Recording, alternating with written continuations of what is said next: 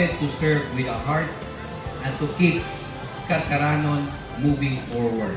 Ang Pasko naghatag kanato og kalipay, paglaom ug damgo isip usa ka komunidad nga nagkahiusa.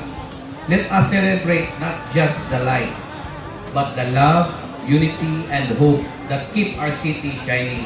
Inaunta isip simbolo na maghatag patagdugang pang pagsidlak o pagsadya sa ato ang pinalanggang karkar. Christmas time sa karkar, atong sa ulugon ng Pasko. It's Christmas time sa karkar. Ang Pasko nagpahinumdum ka nato nga ang tinuod nga kahulugan niini mao ang paglaom, pagpasaylo o pagtinabangay. Ang akong administrasyon magpadayon sa paghatag ug tabang o pagserbisyo na puno sa gugma.